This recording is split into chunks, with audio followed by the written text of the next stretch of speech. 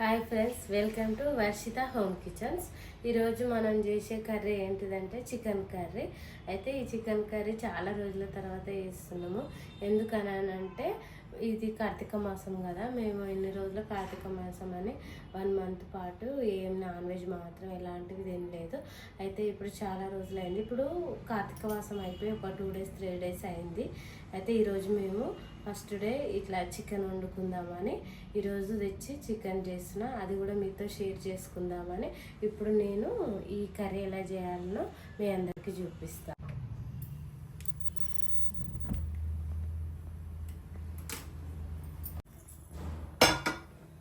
ఇది ప్యాన్ మంచిగా కాలింది. ఇప్పుడు మనం ఇందులో ఆయిల్ వేసుకుంటున్నాను. నేను చికెన్ ఒక 1 kg దాకా తీసుకున్నా. ఈ చికెన్ని మంచిగా పసుపు, ఉప్పు, లెమన్ వేసి మంచిగా నీట్గా కడుక్కున్నా. ఎందుకంటే ఇప్పుడు అంత నీట్గా ఉంటలేవు కదా బయట, అందుకనేసి నేను దీన్ని మంచిగా శుభ్రంగా చేసుకొని కొద్దిసేపు ఉప్పు వాటర్లో ఉంచి తీసినాను. జర అట్లా చేసుకుంటేనే కదా మనకు నీట్గా ఉండేది. అక్కడ ఎలా ఉంటుందో మనకు తెలియదు. నేనైతే కంపల్సరీ మంచిగా కడుక్కుంటా. ఇప్పుడు మనకు ఈ ఆయిల్ కాగింది. ఇప్పుడు నేను వీటికి నేను ఈ పదార్థాలే తీసుకుంటున్నా. మిగతా ఇంకా తర్వాత ఏమేమి వేస్తానో అవన్నీ చూపిస్తాను మీకు.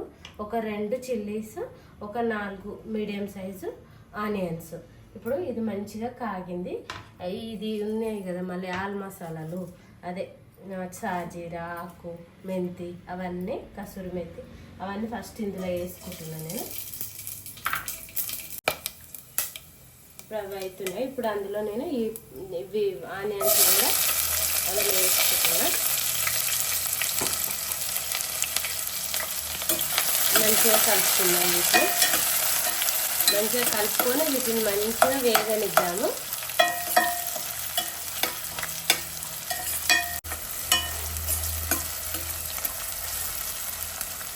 ఇది ఇప్పుడు నేను కరివేపాకు యాడ్ చేసుకుంటున్నా. ఇది కొంచెం చాలా రోజులదండి, మాకు ఇక్కడ అంత దొరకదు. నేను ఇది ఊర్లో నుంచి తెచ్చుకున్నది, అందుకే కొంచెం ఎండిపోయింది అనమాట.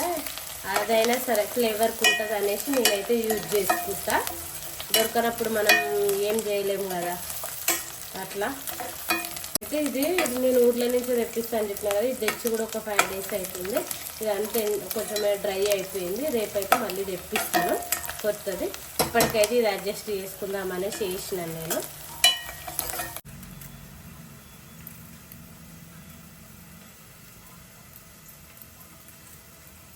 కొంచెం టమాటాని నేను ఒక 2 టమాటోస్ తీసుకుంటున్నా. మంచిగా చిన్నగా ఇది కొంచెం సిమ్లో పెట్టుకుందాం, మాడిపోకుండా సన్నం తరుముకుంటున్నా. ఇప్పుడు ఆనియన్ మంచిగా కొంచెం కలర్ మారింది చూడండి. ఇప్పుడు నేను ఈ స్టేజ్లో చికెన్ యాడ్ చేసుకుంటున్నా.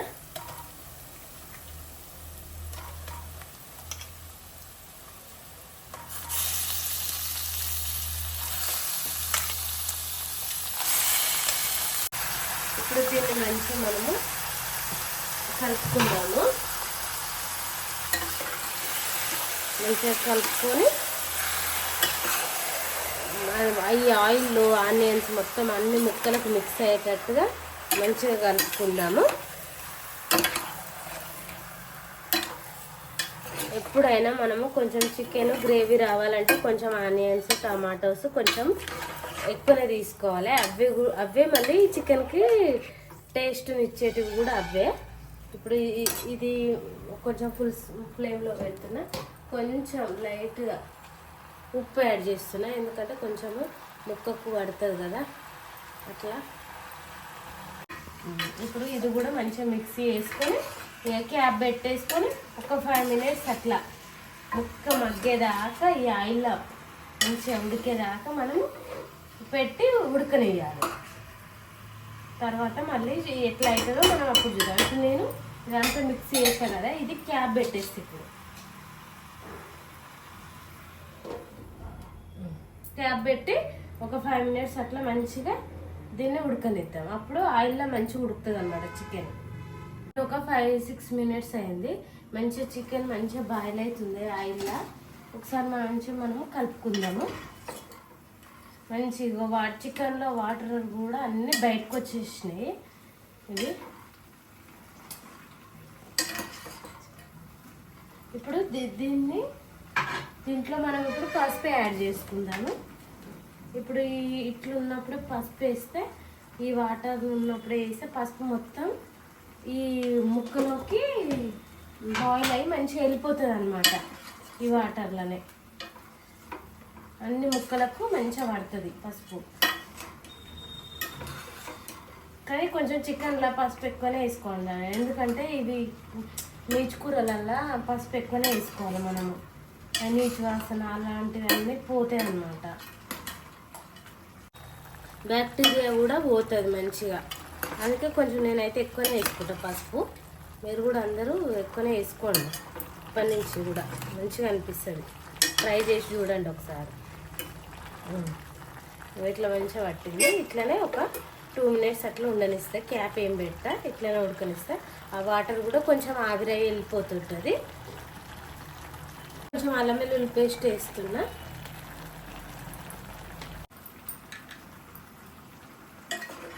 ఇది మంచిగా మిక్స్ చేసుకుందాం. ఇందులో అల్లం వెల్లుల్లి పేస్ట్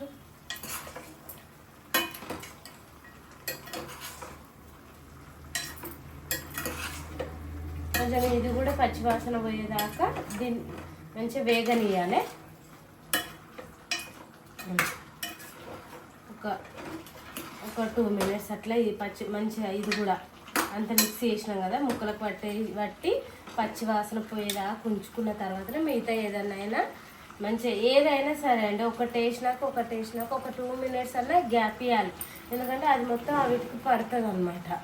అట్లా ఇప్పుడు నేను కూడా ఒక 5 minutes అట్లా గ్యాప్ ఇస్తాను నేను దీనికి. చికెన్ కొంచెం బాయిల్ అయింది, హాఫ్ బాయిల్. ఇప్పుడు నేను ఇందులో కారం యాడ్ చేస్తున్నా. కారము మీరు తినేదాన్ని బట్టే వేసుకోండి. కొందరు ఎక్కువ తింటారు, కొందరు తక్కువ తింటారు.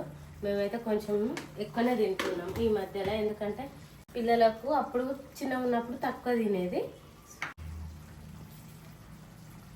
ఇప్పుడైతే ఉప్పు యాడ్ చేసుకుంటున్నా నేను, ఎందుకంటే కారము తక్కువ తినాలని ఎక్కువ తింటున్నాం అంటే పిల్లలు చిన్నగా ఉన్నప్పుడు కొంచెం తక్కువ తినేది. ఇప్పుడు వాళ్ళు పెద్దగా అయ్యారు కదా, ఇక ఇప్పుడు అందరికీ కొంచెం స్పైసీగా ఉంటేనే బాగుంటుంది అన్నట్టుగా మేము కూడా కొంచెం కారమే తింటున్నాము. మరీ చప్పగా కూడా తింటలేము, ఎందుకంటే కొంచెం బలం కూడా ఉంటుందంట కారం ఎక్కువ తింటే. మరీ ఎక్కువ కాదు కానీ తినేంత. మరి ఏది ఉప్పు కారం లేకుండా కూడా అంత కూడా తినొద్దు కదా. అట్లానే ఈ మధ్యలో పిల్లలకు కూడా నేను మంచిగా కారం అలవాటు చేస్తున్నాను అనమాట. ఉప్పు జర తక్కువనే తింటాం మేము, కానీ కారం అయితే కొంచెం తింటాం. ఇప్పుడు ఇదంతా మిక్స్ అయింది మంచిగా. ఇప్పుడు నేను ఇందులో టమాటాలు వేసుకుంటున్నాను, ఎందుకంటే ఇప్పుడే వేసుకున్నాం అనుకో టమాటాలు, మంచి చికెన్తో పాటు టమాటాలు కూడా మంచిగా ఇందులో బాయిల్ అయ్యి గ్రేవీ అవుతుంది అనమాట. మంచిగా ఉడుకుతాయి టమాటో.